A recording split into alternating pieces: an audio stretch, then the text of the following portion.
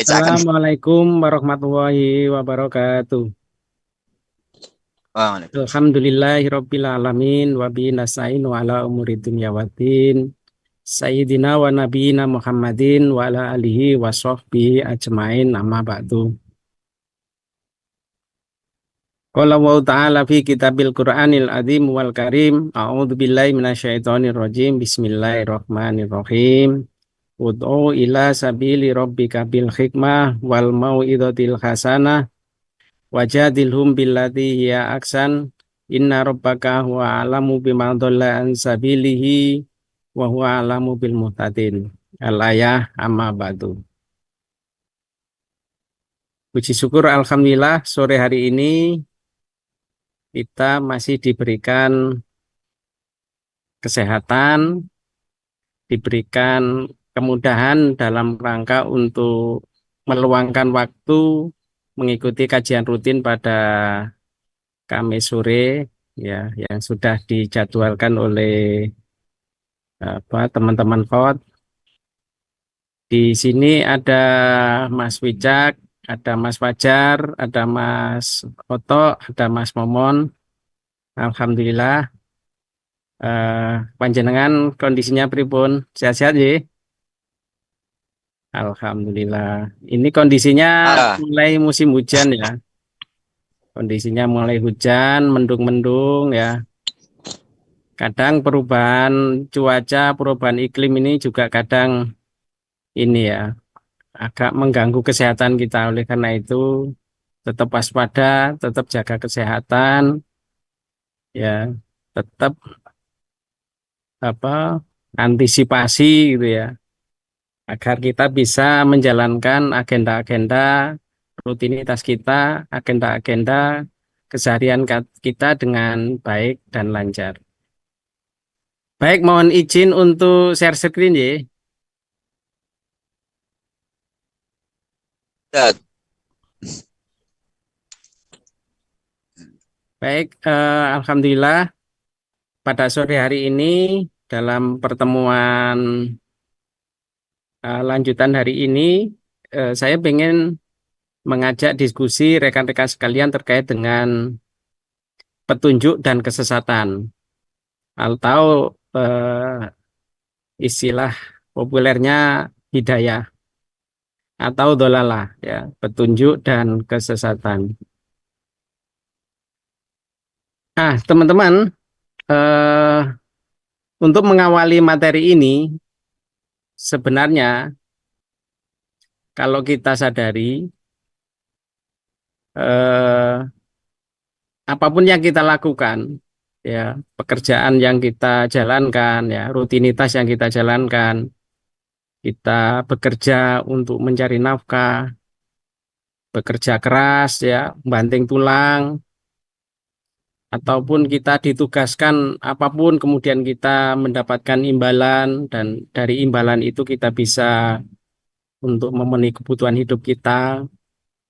Ya, terkadang kalau kita lihat berat ya, sangat berat.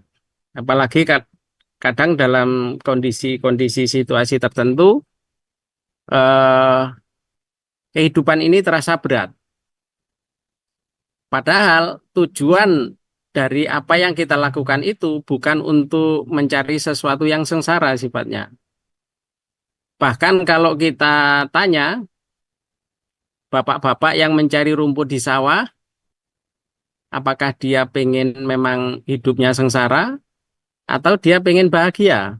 Pasti apa yang dia lakukan dengan kerja keras itu tujuannya ya pengen bahagia.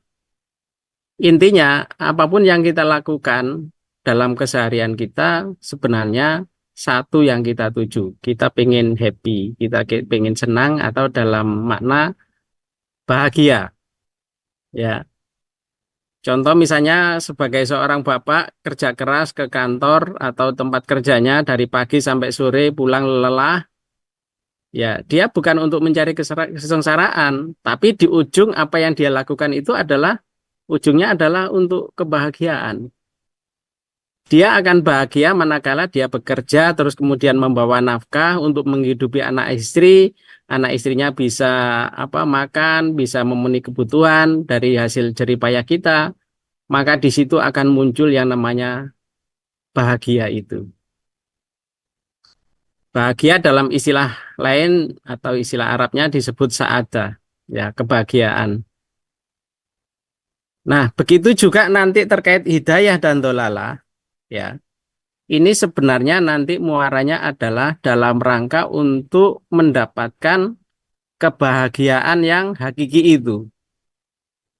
Ya, bagaimana muara untuk mendapatkan hidayah atau petunjuk itu agar kita benar-benar nanti diberikan petunjuk atau jalan di mana jalan itu akan menuju kebahagiaan itu. Nah, masalahnya sekarang adalah kemarin kita sudah membahas tentang bab Thoriqul Iman, jalan menuju iman. Kita sudah membahas tentang kodok dan kodar. Ya, benar ya, kodok dan kodar. Nah, ini bagaimana agar kita bahagia, tapi bahagianya itu sampai akhirat. Ya, bagaimana bahagia itu sampai akhirat, tidak hanya bahagia di dunia saja. Sebagaimana doa sabu jagat yang sering kita lafadzkan di setiap doa-doa kita, ya, atau untuk mengakhiri setiap doa-doa kita kan, Robbana atina fid dunya hasanah wa fil akhirati hasanah wa qina adzabannar. Ya. Jadi kita selalu berdoa minta diberikan kebaikan di dunia dan kebaikan di akhirat dan dijauhkan dari api neraka. Berarti ini kan doa yang sungguh luar biasa ya. Makanya disebut doa sapu jagat ya. Karena akan menyapu semua ya, mewakili semua doa-doa kita, harapan-harapan kita, yaitu apa? Bahagia di dunia dan bahagia di akhirat dan masuk ke dalamnya tanpa tes atau dijauhkan dari siksa yang amat berat gitu ya, dari azab yang berat. Nah, oleh karena itu pada sore hari ini maka kita akan penting akan membahas tentang hidayah itu. Kalau boleh saya tanya, sebenarnya hidayah itu benar-benar datangnya hanya dari Allah, hak prerogatif Allah, atau hidayah itu harus kita upayakan, ya, harus kita ikhtiarkan sehingga kita memperoleh yang namanya hidayah itu. Nah, saya yakin teman-teman yang hadir di sini sudah sering lah ya mendengarkan ceramah atau mendengarkan penjelasan-penjelasan tentang hidayah. Bahkan di dalam sinetronnya pun juga ada itu, sinetron yang berjudul Hidayah. Nah, nah, apakah teman-teman sudah mendapatkan pemahaman secara komprehensif, secara mendalam tentang hidayah ini? Nah, mari kita diskusikan pada sore hari ini. Mari kita ikuti slide demi slide untuk mendapatkan poinnya ya.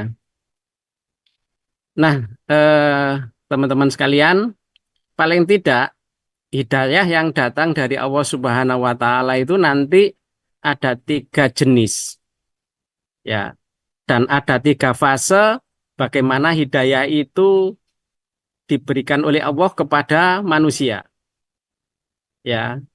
Jadi hidayah itu tidak satu, tapi paling tidak ada 3 jenis nantinya. Apa itu 3 jenis?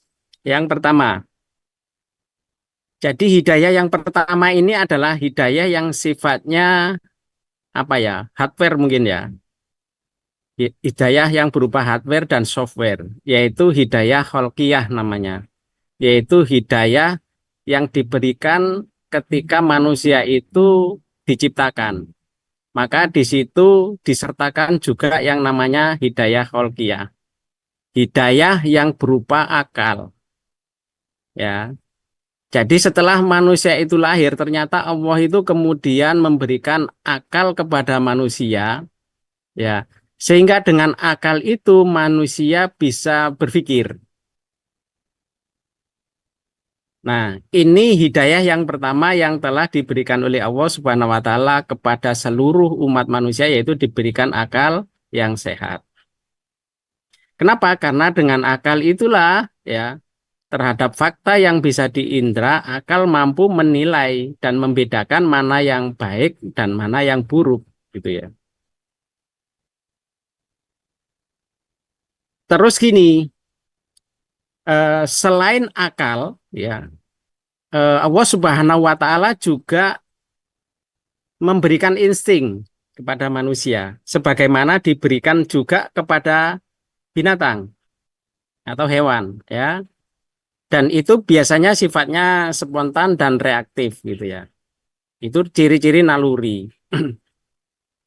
Misalkan naluri kasih sayang terhadap anaknya, itu manusia dimanapun di belahan dunia tanpa tanpa dia harus belajar, harus kuliah, belajar agama, gitu ya. Begitu dia menjalani kehidupan ini, kemudian dia melahirkan anaknya, maka apa ya, rasa kasih sayang itu akan tumbuh. Nah, naluri ya yang sifatnya horizontal now atau kasih sayang ini adalah sebenarnya hidayah holqiyah, ya, yaitu petunjuk yang diberikan melekat ketika manusia itu diciptakan. Ya, misalnya di sini, ya, makan tidak dihabiskan, ya, dimanapun, ya, itu akan dinilai buruk. Ya, ketika dikasih makan atau makan nggak dihabiskan, itu konotasinya buruk. Nah, itu ya. Terus kemudian misalnya makan tangan kiri, ya, makan tangan kiri itu nggak elok, ya. Terus mencuri itu buruk, ya. Tanpa kuliah, tanpa sekolah di belahan manapun yang namanya mencuri, mengambil milik orang itu nggak baik. Jadi tanpa harus menunggu apa ya wahyu gitu ya. Ada sekolah dulu, terus ada ceramah, ada belajar. Tanpa itu eh, manusia sebenarnya sudah punya alat untuk membedakan mana yang baik dan mana yang buruk. Gitu.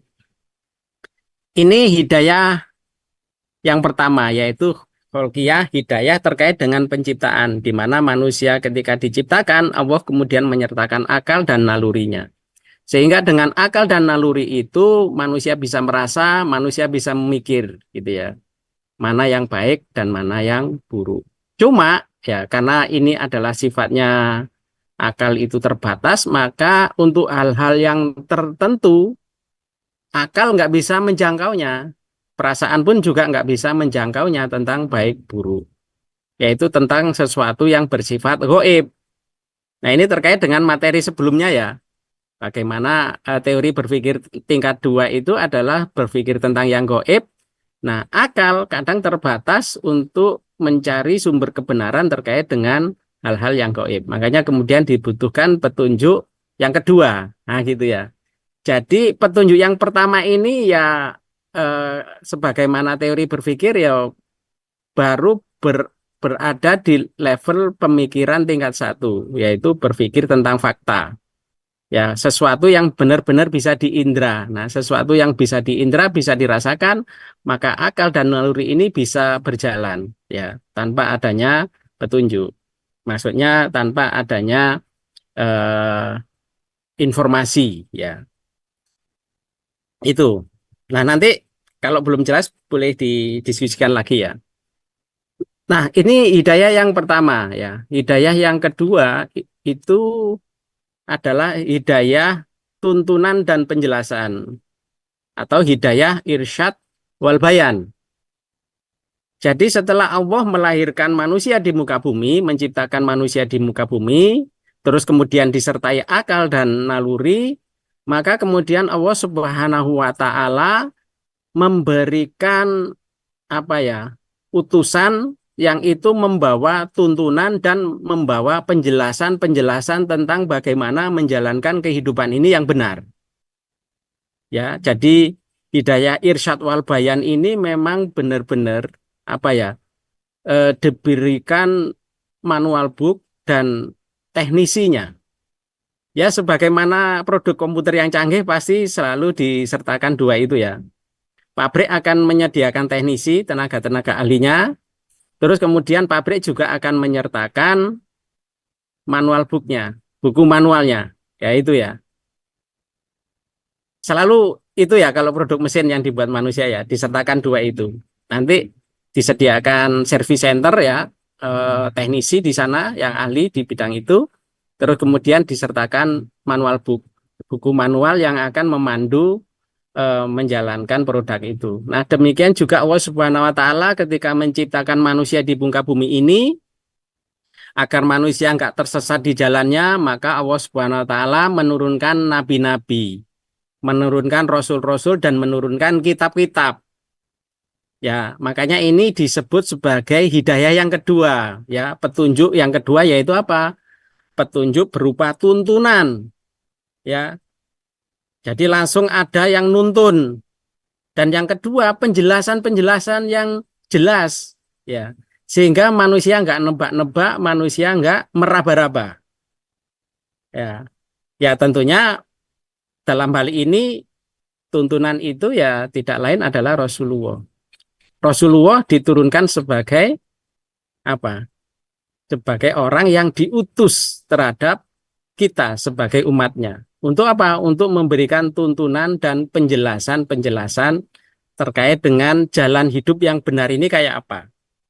Dan Rasulullah ya sebagai utusan Allah itu dikasih bekal yang namanya manual book Al-Qur'an.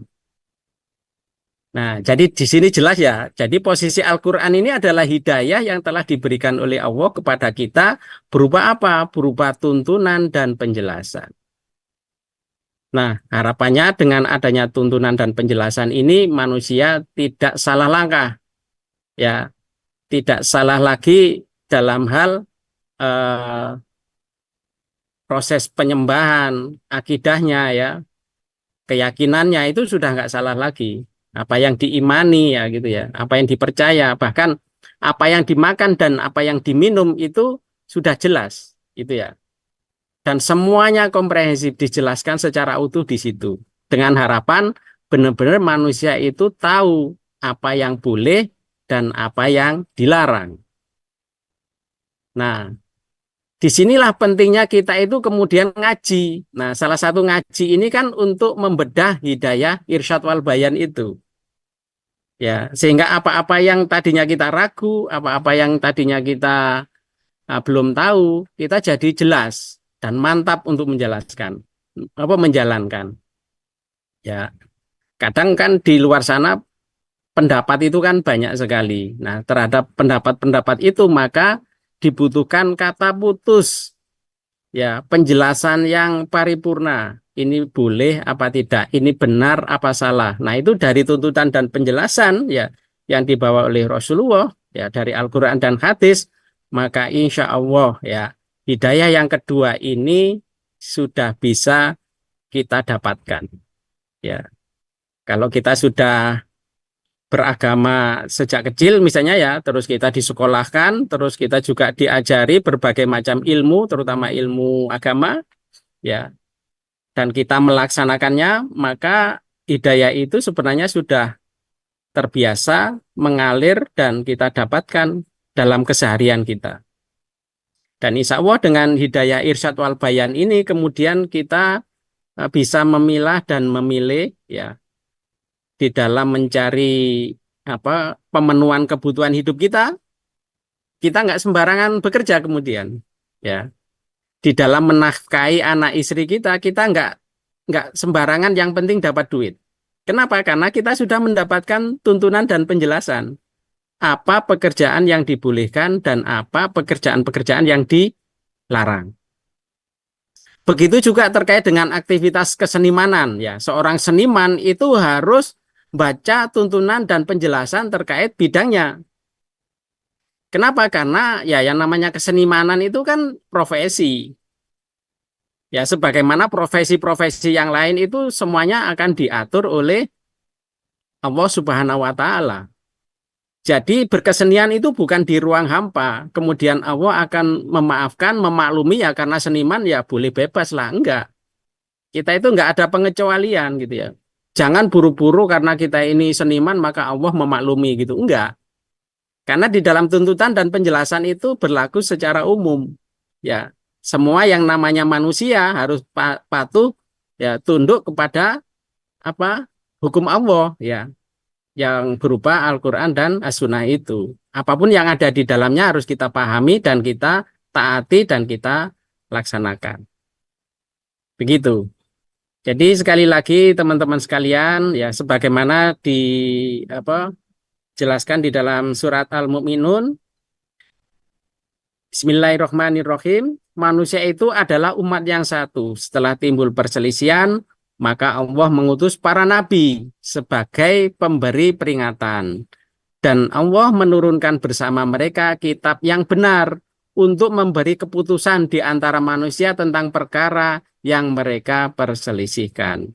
Jadi kalau ada perkara abu-abu, perkara yang apa ya, membuat kita ragu, perkara yang belum ada kejelasannya, maka Al-Quran ini salah satu fungsinya adalah sebagai kata putus, ya, sebagai hakim, ya, sebagai pembeda, penjelas, gitu ya, sebagai apa ya, seperti tadi itu peringatan, gitu ya. Intinya Al-Quran ini adalah tuntunan kemudian, ya, Al-Quran ini tuntunan yang masuk pada level hidayah Isya wal Bayan. Nah, sekarang kemudian timbul pertanyaan, ya, timbul pertanyaan. Apakah setelah belajar tentang Al-Quran, kemudian belajar tentang hadis, itu apakah kemudian dengan serta-merta kita itu sudah mendapatkan hidayah? Ya, yaitu petunjuk yang datang dari Allah sehingga kita nggak sesatkan gitu ya. Ini ini ini hanya sebatas tuntunan dan penjelasan. Di sini di dalam apa ya hidayah yang kedua ini nggak ada jaminan kita itu benar-benar terjaga hidayahnya. Kenapa? Karena di sini tugas Nabi pun hanya sekedar menjelaskan dan menyampaikan. Di sini tidak ada kebolehan untuk memaksa orang untuk melakukan, memaksa orang untuk meninggalkan. Di sini hanya petunjuk itu ya apa Rasul itu hanya sebagai penyampai saja. Penyampai apa? Penyampai tentang berita yang datang dari Allah Subhanahu wa taala, penjelasan yang datang dari Allah Subhanahu wa taala. Jadi sekali lagi di level ini belum ada jaminan orang itu serta-merta beriman, serta-merta percaya dengan apa yang ada di dalam penjelasan-penjelasan Al-Qur'an dan As-Sunnah, gitu ya. Kadang dia punya pemikiran dan perspektif lain. Makanya banyak sekali ya orang yang sudah paham agama tapi dia bermaksiat. Dia paham apa takwa itu adalah menjalankan semua perintah-perintah Allah dan meninggalkan semua larangannya, tapi di dalam aktivitas kehidupannya dia itu malah melanggarnya. Yang disuruh nggak dikerjakan, yang dilarang malah dikerjakan, kebalik gitu. Dan itu faktanya ada. Padahal dia sudah paham, apalagi dia sudah kuliah, sudah belajar gitu ya. Tapi ingat dia ini baru tahap fase apa mendapatkan tuntunan dan penjelasan saja. Yang itu belum tentu seseorang itu menjalankan. Jadi di sini ada fase di mana bagaimana agar hidayah itu benar-benar kita peroleh. Yang itu benar-benar kita dapatkan dari Allah Subhanahu wa taala. Nah, kuncinya salah satunya adalah hidayah itu tidak gratis dan serta-merta kalau kita sudah membaca, sudah mengerti, kemudian langsung dapat hidayah. Tidak begitu. Ya, kadang kita belajar itu kadang niatnya macam-macam. Salah satunya untuk mendapatkan nilai, ya kan, agar mendapatkan apa jenjang karir, gitu ya, atau mendapatkan legalitas atau apa gitu ya. Tapi bukan dalam rangka untuk mencari kebenaran. Nah, ketika tuntunan dan penjelasan ini dibaca hanya sekedar kayak berita di koran, maka hidayah irsyad wal bayan itu kadang enggak nempel atau enggak tersampaikan kepada orang yang sedang menjalaninya. Berarti ini hanya sebatas informasi. Nah, jadi hidayah yang kedua ini, hidayah irsyad wal bayan ini adalah informasi. Terus bagaimana agar hidayah itu benar-benar sampai kepada kita? Ya, maka kita harus masuk pada penjelasan tentang hidayah yang nomor 3.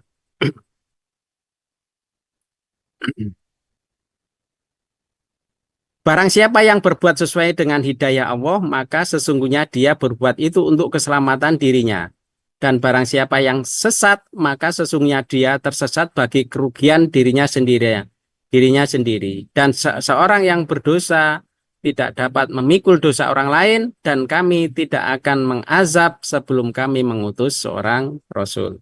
Nah, ini penjelasan terkait dengan tentang hidayah irsyad wal bayan tadi. Nah, sekarang kita masuk pada fase yang ketiga, yaitu hidayah taufikiyah. Hidayah taufikiyah ini adalah hidayah yang itu benar-benar pertolongan datangnya dari Allah Subhanahu wa taala. Jadi hidayah taufik ini adalah hidayah yang semata-mata datangnya dari Allah Subhanahu wa taala. Tapi ini nggak gratis, bersyarat gitu ya. Tidak diberikan cuma-cuma. Jadi hidayah taufik ini artinya adalah hidayah berupa pertolongan yang memang itu datangnya dari Allah. Ya, sehingga dengan hidayah itu maka kita mendapatkan kemudahan, mendapatkan keimanan yang kuat sehingga kita ringan dalam menjalankan perintah dan ringan dalam meninggalkan larangan-larangannya. Hidayah dari Allah sebagai bantuan seseorang yang mempunyai kecenderungan kuat untuk mendalami agama. Nah ini. Jadi memang hidayah taufik ini turun kepada seseorang ketika dia itu mencintai kebenaran itu. Jadi dia mencari kebenaran itulah kemudian dia kemudian diberikan petunjuk irsyad wal bayan dan terhadap pemahaman yang didapat dari irsyad wal bayan itu kemudian dia diberikan kemudahan ya, diberikan kecenderungan kuat ya sehingga dia itu dengan mudah melangkahkan kaki untuk hal-hal yang sifatnya kebaikan. Ya, di dalam surat Muhammad atau surat 47 ayat 17 dijelaskan, dan orang-orang yang mau menerima petunjuk, Allah menambah petunjuk kepada mereka dan memberikan balasan ketakwaannya. Jadi ketika kita itu belajar tentang petunjuk yang diberikan oleh Allah dan kita sungguh-sungguh untuk mencari kebenaran itu dan sungguh-sungguh mau menjalankan yang sudah kita pahami, maka di situ kemudian Allah Subhanahu wa taala memberikan ketakwaan. Ya, takwa itu ya gampangannya menjalankan semua perintahnya dan meninggalkan larangan-larangannya. Ini kemudian apa ya? Kita mendapatkan predikat hidayah taufik. Ya, boleh dikatakan kita sudah mendapatkan hidayah taufik. Apa ciri-cirinya? Ciri-cirinya ya sepintas kalau kita pahami dari ayat-ayat yang kita baca tadi. Salah satunya adalah kita itu akan dengan mudah dan ringan melangkahkan kaki untuk hal-hal yang baik. Baik di sini bermakna Islam ya. Jadi apa yang diperintahkan oleh Allah, ya perintah-perintah Allah itu kan perintah tentang kebaikan. Ya enggak? Perintah-perintah itu seolah-olah kadang kalau hanya dipikirkan itu nggak ada faedahnya, nggak ada manfaatnya. Tapi karena ini itu adalah wahyu, petunjuk untuk mencari kebahagiaan dunia dan akhirat tadi, maka ini adalah langkah-langkah yang harus kita jalani untuk menuju kebaikan itu. Dan itu kemudian Allah menurunkan kemudahan dan keringanan untuk menjalankannya. Contoh misalnya bangun tengah malam mudah, ya sholat subuh tepat waktu mudah. Jadi semuanya jadi dimudahkan oleh Allah. Kenapa? Karena ada dorongan keimanan tadi. Ya, dengan dorongan keimanan dan ketakwaan itulah kemudian kita diberikan jalan kemudahan dan jalan kebenaran dan kita diberikan kemudahan langkah untuk menjalaninya. Begitu juga sebaliknya terhadap kemaksiatan-kemaksiatan, sesuatu yang dilarang oleh Allah itu kemudian kita dengan ringan meninggalkannya. Ya, dengan mudah kita meninggalkannya. Nah, inilah ciri-ciri orang yang sudah mendapatkan hidayah taufik tadi, yaitu hidayah yang sesungguhnya hidayah itu benar-benar diberikan oleh Allah atas kesungguhan kita mendalami dan mencari kebenaran dan mempelajari wahyu Allah, ya, Al-Quran dan Sunnah itu dalam rangka untuk mencari kebenaran itu sendiri. Jadi kalau motivasinya itu sudah mencari kebenaran, bukan sebaliknya sebagaimana yang dilakukan oleh orang-orang orientalis. Kalau orang-orang orientalis kan mempelajari Al-Quran dan Sunnah, mereka pahami dengan mendalam, tapi kan untuk mencari kelemahan dan menjatuhkan umatnya. Nah, sehingga orang yang mendalami itu belum tentu kemudian dengan serta-merta mendapat hidayah taufikiyah. Ya. Jadi sekali lagi hidayah taufik itu akan diperoleh seseorang yang memang sengaja untuk mencari kebenaran, ya, mencari kebenaran, dan dia mempelajarinya dengan sungguh-sungguh, gitu ya, mempelajari dengan penuh keikhlasan. Maka di situ kemudian Allah menurunkan hidayahnya atau petunjuknya berupa apa? Berupa kebenaran, kemudahan langkah dan sebagainya. Baik.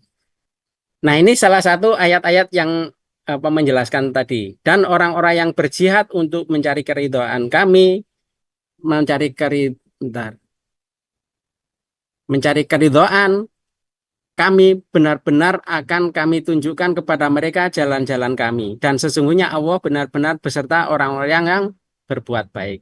Nah, sekali lagi berbuat baik di sini adalah kerangkanya berbuat berdasarkan perintah dan larangan Allah. Melawan hawa nafsu, sesungguhnya orang-orang yang beriman dan mengerjakan amal-amal soleh, mereka diberi petunjuk oleh Tuhan mereka karena keimanannya. Di bawah mereka mengalir sungai-sungai di dalamnya surga yang penuh kenikmatan. Jadi nanti apa ya, salah satu hidayah itu turun itu kepada kita, itu kita bisa mengendalikan hawa nafsu kita. Jadi hawa nafsu kita arahkan kepada hawa nafsu yang sifatnya keimanan, bukan kemaksiatan. Nah, ini sebab-sebab dicabutnya hidayah. Jadi ternyata hidayah itu kalau sudah didapat bukan melekat permanen ternyata teman-teman. Jadi ternyata hidayah itu bisa copot, bisa hilang, ya, bisa hilang di dalam diri kita. Manakala apa? Manakala ya kita tidak apa ya menjalankan yang sudah kita pahami.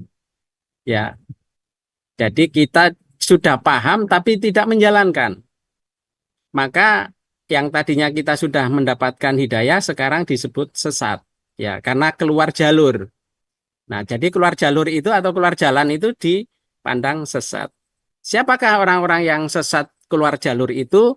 Salah satunya adalah orang yang sombong. Ya, kenapa? Karena orang yang sombong itu kan indikatornya pertama menolak kebenaran. Ya, jadi sudah didatangkan wahyu padanya, ya, didatangkan petunjuk yang benar padanya berupa Al-Quran dan Sunnah, tapi setelah dia baca, setelah dia pahami, ternyata dia menolaknya. Jadi menolak itu kadang gara-gara mungkin yaitu tadi hawa nafsunya misalnya. Mungkin gara-gara yang menyampaikan lebih junior, yang menyampaikan masih anak-anak misalnya gitu ya. Allah kamu ini siapa masih kecil kok sok tahu nah gitu. Jadi ini salah satu contoh orang yang nanti tanda-tanda mendapatkan kesesatan itu di situ, yaitu sombong. Sombong itu menolak kebenaran. Jadi kebenaran itu harus kita terima meskipun datangnya dari siapapun. Ya, bahkan kalaupun datangnya dari setan, kalau itu memang kebenaran yang ya harus kita terima itu ya. Gampangannya gitu. Jadi kita tidak boleh menolak kebenaran karena kebenaran itu nanti jatuhnya sombong. Terus yang kedua, sombong itu merendahkan orang lain. Ya, jadi kita tidak boleh merendahkan orang lain. Gitu ya. Terus dolim, ya dolim itu gampangannya tidak menempatkan sesuatu pada tempatnya. Apakah mereka mempunyai sembahan selain Allah yang mensyariatkan untuk mereka agama yang tidak diizinkan Allah? Sekiranya tak ada ketetapan dan menentukan dari Allah, tentulah mereka telah dibinasakan. Dan sesungguhnya orang-orang yang zolim itu akan memperoleh azab yang amat pedih. Kamu lihat orang-orang yang zolim sangat ketakutan karena kejahatan-kejahatan yang telah mereka kerjakan. Sedangkan siksaan menimpa mereka. Dan orang-orang yang beriman serta mengerjakan amal soleh, berada di dalam taman-taman surga. Mereka memperoleh apa yang mereka kehendaki di sisi Tuhan mereka. Yang demikian itu adalah karunia yang besar. Jadi di sini sekali lagi orang dolim itu sengsara, nggak akan mendapatkan kebahagiaan. Oleh karena itu, agar kita tidak disesatkan oleh Allah, ya maka ya dalam kehidupan kita jangan dolim. Ya, dolim itu tidak menempatkan sesuatu pada tempatnya. Misalnya sandal kita taruh di kepala, itu dolim. Karena apa? Karena sandal itu di kaki. Akhirnya gitu, ya. Begitu juga nanti pada level yang lebih besar gitu ya. Jadi penguasa itu ya harus apa ya mengurusi rakyatnya. Kalau rakyatnya nggak diurusi maka dia jatuhnya dolim. Apalagi kalau sebaliknya ya dia minta diurusi rakyatnya gitu ya. Itu double itu ya, double dolim. Dan terhadap orang-orang yang dolim di dalam surat Asy-Syura ini jelas sekali ya. Mereka itu tidak bisa itu ya masuk surganya Allah Subhanahu wa taala dan akan diazab dengan azab yang amat pedih. Terus ketika fasik ya, fasik itu mengakui tapi tidak menjalankan. Nah, ini. Terus hubud dunia, lebih cinta dunia. Dan kadang kita itu sudah tahu itu benar, sudah tahu itu harus dijalankan dan sudah tahu itu tidak boleh dilakukan. Cuma karena lantaran cinta dunia, akhirnya apa? Hal-hal yang seperti itu ditabrak gitu ya. Nah, oleh karena itu agar kita tidak sesat, salah satunya ya dunia kita tempatkan pada porsinya. Dunia adalah tempat untuk mencari bekal untuk perjalanan fase kehidupan yang lebih abadi, lebih kekal di akhirat. Dan itu harus dipahami bahwa dunia ini bukan tujuan dan dunia ini adalah sementara gitu ya. Dan akhirat selamanya.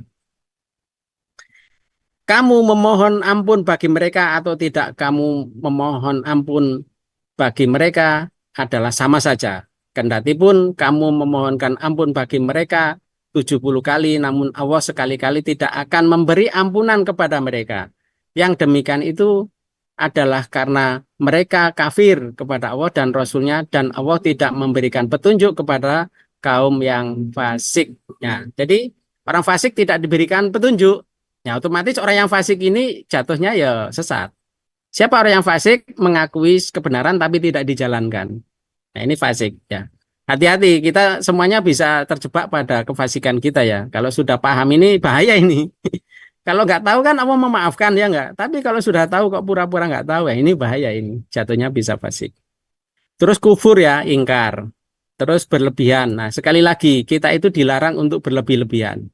Ya, karena berlebih-lebihan itu godaannya setan ya. Setan itu kan suka yang kayak gitu, memainkan hati manusia untuk sombong ya. Salah satunya suka pamer dengan kelebihan-kelebihannya. Makanya bagi konten-konten kreator ini cobaan yang sangat berat ini ya. Bagi YouTuber-YouTuber yang jadi crazy rich itu ya, jadi orang-orang kaya itu kan kesehariannya pamer itu kalau nggak pamer rumahnya, pamer mobilnya, kemudian pamer apa kekayaannya, pakai pamer tabungannya gitu ya. Pamer makanannya gitu, apa yang dimakan, pamer rekreasinya, jalan-jalannya. Nah, ini hati-hati. Kalau dia nggak pandai-pandai menempatkan itu, dia jatuh dolim dan dia berlebihan dan berlebihan itu setan. Dan setan itu selalu ngajak sesat. Ya. Kalau sudah sesat kita hilang itu petunjuk itu, hidayah itu hilang. Kalau hidayah hilang, kebalik, kita mau beribadah itu berat, tapi kalau mau maksiat, hayo gitu ya. Nah ini hati-hati ini. Ya. Terus berikutnya, tidak berusaha mencari hidayah. Jadi kalau sudah sesat bagaimana? Ya mau nggak mau harus tetap ke jalan yang lurus.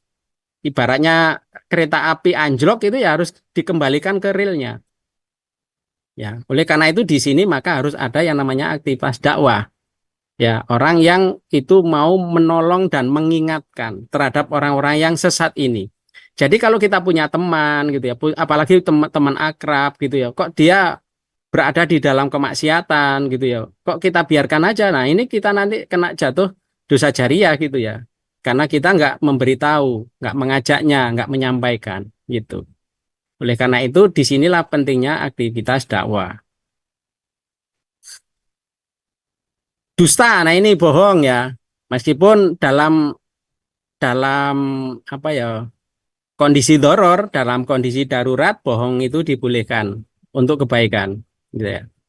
Hawa nafsu sifatnya netral karena identik dengan qadha. Jika sesuai dengan hidayah, irsyad wal bayan harus didorong. Kalau tidak sesuai harus ditahan. Jadi hawa nafsu itu sifatnya netral, gitu ya. Hawa nafsu itu bisa berupa hawa nafsu menuju kemaksiatan, juga bisa hawa nafsu yang dikendalikan dengan petunjuk itu menjadi hawa nafsu yang benar. Oleh karena itu, di sini pentingnya megang gas dan rem, gitu ya. Kalau hawa nafsunya itu untuk kebaikan, harus digas, gitu ya. Tapi kalau menuju keburukan, harus direm. Nah, hidayah yang pertama, teman-teman, itu bisa dicabut. Tidak dicabut. Hidayah pertama dan kedua itu tidak bisa dicabut. Atau tidak dicabut. Kenapa? Karena berupa informasi. Ya, istilahnya yang tadinya rahasia kita sudah dapat informasinya. Nah, kalau sudah dapat ya akan ingat terus kan gitu. Kecuali apa hilang ingatan itu beda perkara gitu ya. Jadi hidayah yang pertama berupa akal itu nanti tetap akan ada ya. Akalnya masih berpikir normal gitu ya. Cuma dipengaruhi hawa nafsu kemaksiatan sehingga akalnya itu mikir maksiat gitu ya. Sedangkan hidayah yang kedua berupa tuntunan dan penjelasan. Tuntunan-tuntunan dan penjelasan-penjelasan yang dia sudah dapatkan itu nggak hilang. Cuma dia abaikan. Ya, cuma dia abaikan. Dia nggak gubris. Nah, gitu.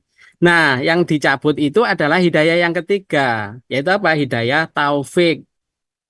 Jadi kalau orang sesat itu yang dicabut apanya? Yang dicabut adalah hidayah yang ketiga yaitu hidayah taufikiyah. Yaitu hidayah pertolongan yang diberikan oleh Allah berupa kemudahan-kemudahan untuk beribadah, menjalankan kebaikan-kebaikan yang diperintahkan oleh syara gitu ya.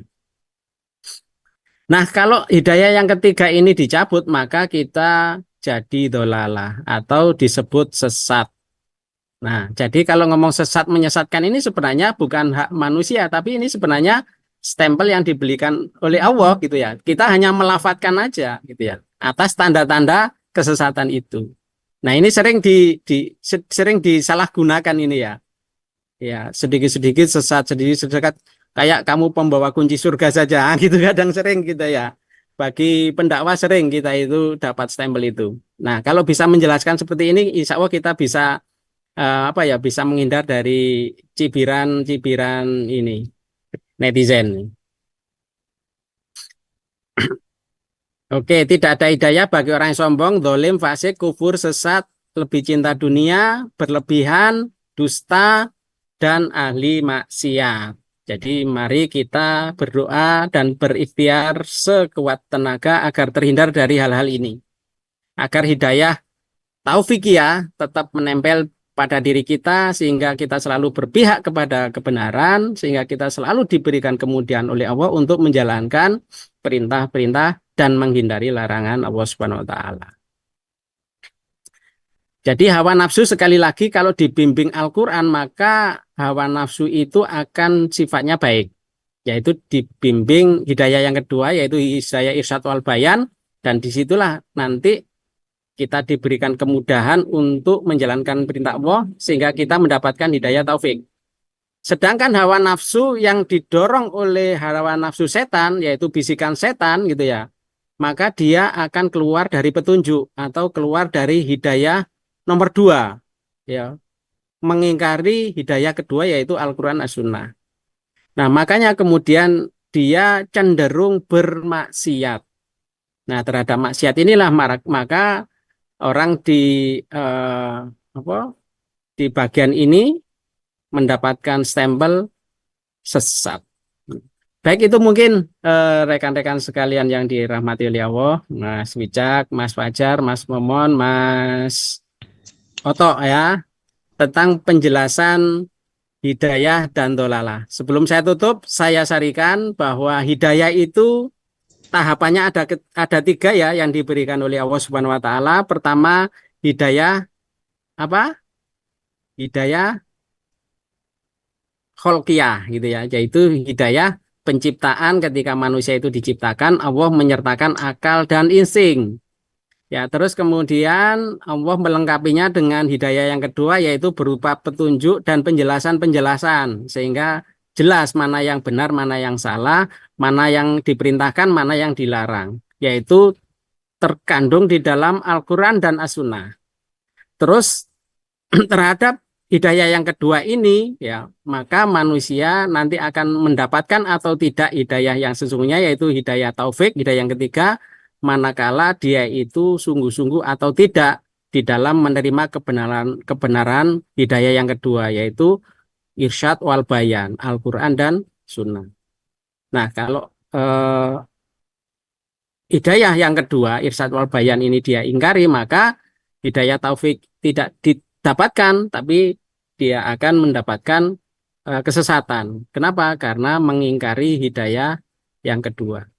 Demikian dari saya, semoga bisa memberikan penjelasan dan bisa melengkapi pemahaman teman-teman sekalian selama ini terkait dengan bahasan hidayah. Kenapa ini saya sampaikan? Karena di luar sana masih menganggap bahwa hidayah itu datangnya dari Allah, gitu ya. Kalau Allah nggak memberi hidayah, ya saya nggak akan masuk Islam, nggak akan beriman, nggak ada sholat, gitu ya. Kan banyak itu. Kenapa kamu kok belum sholat? Saya belum dapat hidayah. Kenapa kamu kok belum nutup aurat? Saya belum dapat hidayah. Nanti kalau sudah dapat hidayah lah nutup aurat sendiri, gitu ya. Kenapa kamu belum meninggalkan makanan-makanan yang haram? Ya karena saya belum mendapatkan hidayah sehingga saya masih makan makanan yang haram. Nah, ini jadi kambing hitam kan kemudian. Sementara fase untuk mendapatkan hidayah itu seperti yang saya jelaskan tadi. Semoga bisa menjelaskan, kurang lebihnya mohon maaf. Kalau ada kesalahan mohon dikoreksi. Terima kasih. Assalamualaikum warahmatullahi wabarakatuh. Saya kembalikan ke Mas Momon. Ya, Waalaikumsalam warahmatullahi wabarakatuh. Terima kasih Ustadz Aruman yang telah mengutarakan materinya ya, materi ngajeni ke-6 ya. Tadi yang disampaikan Ustadz Aruman terkait dengan hidayah dan dolalah, petunjuk dan kesesatan gitu. Nah, ternyata hidayah itu harus diusahakan atau by design. Tidak mungkin datang ujuk-ujuk. Kalau bahasanya Jogja mak bebunduk udah datang gitu. Atau sekonyong-konyong enggak ya, tetapi tetap diusahakan gitu. Nah, ternyata juga hidayah itu tidak paten gitu kan. Tidak terus membersamai kita terus, tetapi tetap harus dipertahankan. Nah gitu. Oke, itu tadi ya yang telah disampaikan oleh Ustadz Aruman. Monggo kalau ada yang ingin bertanya. Di sini ada Mas Wicaksono, Mas Fajar, Mas Alfi, ya. Mas Oto. Monggo kalau ingin berdiskusi dipersilahkan. Oh, Mas Alfi sudah datang. Alhamdulillah. Nah, Mas Alfi sudah hadir.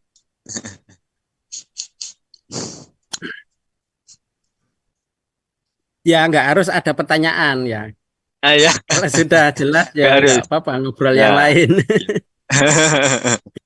Kalau nggak ada pertanyaan, dikasih pertanyaan Mas Momon.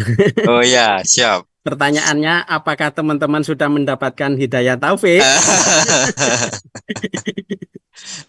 Oh, ini Mas Wicaksono angkat tangan ini. Belum. Nah, ini Monggo, Mas. Mas Fajar juga mau nanya ini, Mas Fajar. Oh ya. Mas Fajar mungkin mau nanya? Ya, maksudnya tuh ciri-ciri orang yang sombong tuh kayak gimana sehingga dia bisa dicabut hidayahnya. Oh ya. Ya mungkin gini. Kesombongan yang itu mengakibatkan hidayah itu dicabut, nah gitu mungkin. Itu sombong yang kayak apa gitu. Yang nanti dengan kesombongan itu hidayah itu tercabut dari dirinya. Begitu mungkin. Langsung saja Ustadz Aruman. Oh ya, bentar. Baik, di sini ada sabda Rasulullah ya. Tidak akan masuk surga seseorang yang di dalam hatinya terdapat kesombongan sebesar biji sawi. Nah itu, ini ada sabda Rasul. Jadi tidak akan masuk surga seseorang yang di dalam hatinya terdapat kesombongan sebesar biji sawi. Biji sawi itu kan kecil sekali. Jadi sombong sebesar biji sawi saja itu ternyata nggak boleh gitu ya. Nah, kemudian ada sahabat yang bertanya, bagaimana halnya seseorang yang suka memakai baju dan sandal yang bagus? Kemudian beliau menjawab, sesungguhnya Allah itu maha indah dan menyukai keindahan. Jadi pakai baju bagus, sandal bagus, itu nggak sombong ya. Kenapa? Karena menyukai keindahan itu dibolehkan oleh Allah gitu ya. Sombong adalah menolak kebenaran dan meremehkan orang lain. Hadis riwayat Muslim. Jadi sekali lagi di sini yang dimaksud sombong itu dua indikatornya. Pertama, menolak kebenaran. Jadi disampaikan hidayah tadi itu ya, petunjuk-petunjuk tadi itu ya, berupa Al-Quran dan As-Sunnah. Dia mengerti petunjuk itu, paham gitu ya.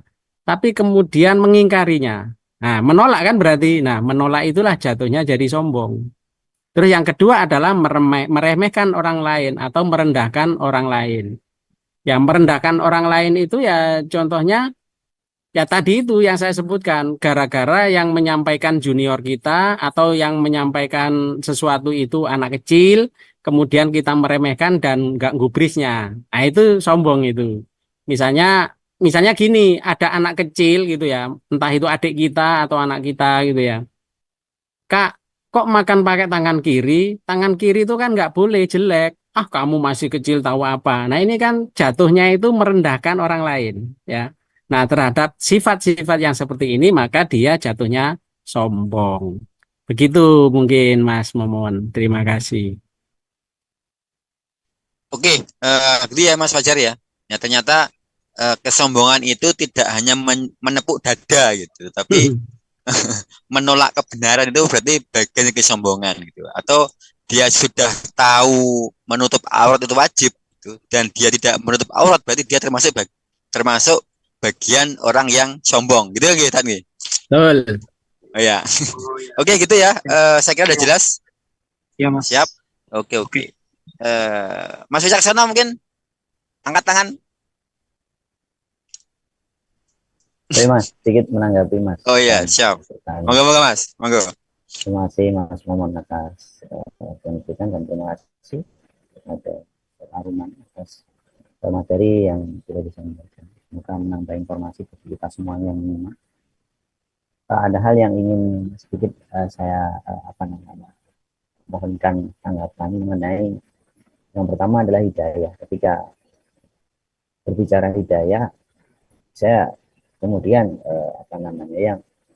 yang muncul di benak saya adalah seolah-olah seperti membicarakan yang kemudian memperbandingkan atau mempertimbangkan yang pertama adalah hidayah yang kemudian diperoleh dengan cara berpikir. Kemudian yang kedua adalah hidayah seperti propaganda yang ada dalam televisi. Sehingga yang mungkin yang lebih populer adalah seperti propaganda yang muncul dalam televisi, seolah-olah ketika orang tengah bermaksiat, orang tengah termenung, bahkan tidak kemudian pernah beraktivitas ibadah pun pada akhirnya menjadi pribadi-pribadi yang berubah 180 derajat. Ya memang ketika kemudian disambungkan dengan materi tadi, memang ternyata ada hidayah yang sifatnya kemudian hidayah nomor 3 yaitu taufik. Nah di sini kan seolah-olah seperti memperbandingkan hidayah itu adalah buah yang kemudian tiba-tiba datang tiba-tiba, kemudian yang lain adalah ibadah yang memang sejatinya seperti itu. Ibadah di sini buah pencarian. Karena apa? Karena ada ibadah hidayah yang pertama yaitu tadi sudah diberikan akal yang di situ bisa digunakan manusia untuk berpikir, dan kemudian apabila itu pun belum cukup, kemudian bisa dilanjutkan dengan melihat petunjuk-petunjuk yang telah diturunkan oleh Allah. Nah di sini kemudian kan bisa disambungkan kepada materi yang kemarin, materi qadha dan qadar. Di sini adalah hal yang kemudian dikuasai oleh manusia, yang kemudian bisa diupayakan secara maksimal, secara all out, secara powerful oleh manusia. Dan kemudian yang selanjutnya adalah apakah tentu saja hidayah di sini baik tadi yang kemudian diperoleh dari proses berpikir, kemudian yang nomor tiga adalah hidayah yang kemudian di situ merupakan hak prerogatif Allah yang disampaikan dengan cara tadi petunjuk yang diberikan oleh Allah kepada individu-individu yang mungkin di situ pilihan-pilihan Allah atau seperti apa. Di sini saya melihat adalah hidayah di sini sifatnya sama, yaitu hidayah yang sifatnya fluktuatif, bisa naik, bisa turun. Dan memang apabila hidayah tersebut yang diperoleh dari proses berpikir, mungkin itu kemudian agak sedikit lebih ideal daripada hidayah yang sifatnya datang tiba-tiba. Nah, mungkin di sini kemudian perlunya adalah ruh jama'i atau jamaah yang kemudian ketika kita berkumpul dalam orang-orang yang satu circle, itu mungkin hidayah tersebut, girohnya, semangatnya untuk berada di jalan yang benar itu senantiasa terjadi. Namun apabila di situ lepas dari jamaah atau seolah-olah sudah mendapatkan jamaah, saya single fighter untuk mempertahankan jamaah ini, kok sepertinya lebih susah untuk mendapatkan kondisi ideal itu setiap waktu. Ini demikian yang saya sampaikan. Terima kasih.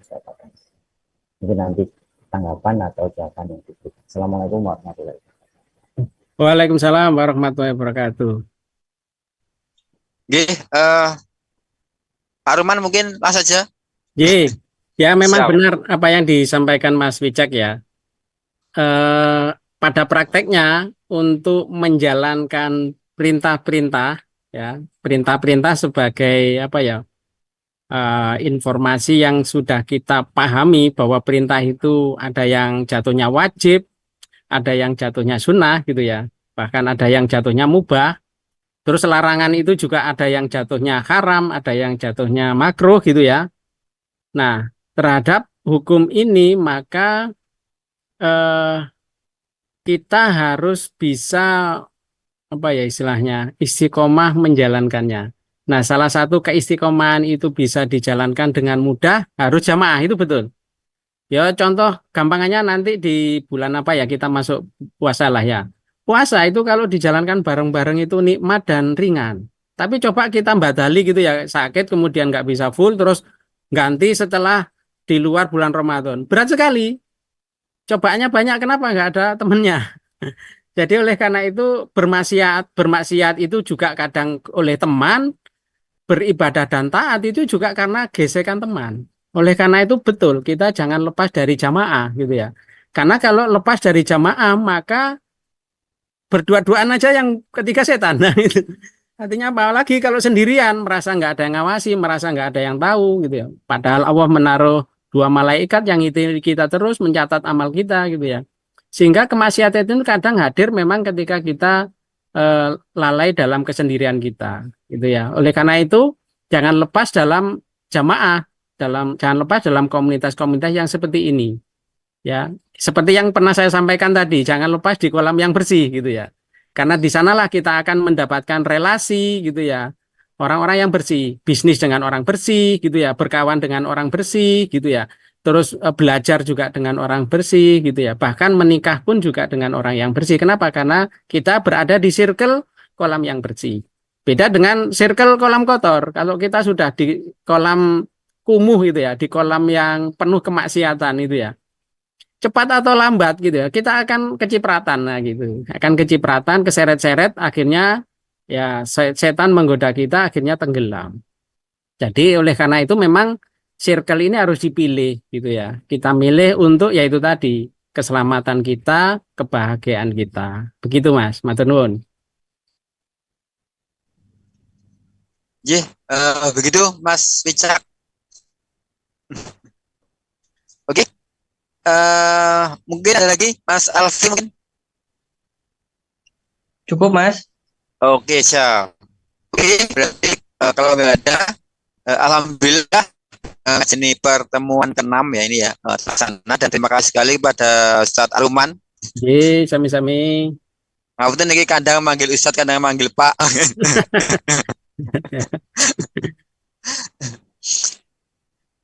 Semoga nanti minggu depan kita bisa berjumpa lagi ya. Siap kami sore. Dan sekali lagi ini materi ke-6 dan minggu depan nanti materi ke-7. Oke, kita akhiri dengan istighfar 3 kali. Astagfirullahaladzim, astagfirullahaladzim, astagfirullahaladzim. Doa majelis. Subhanallah.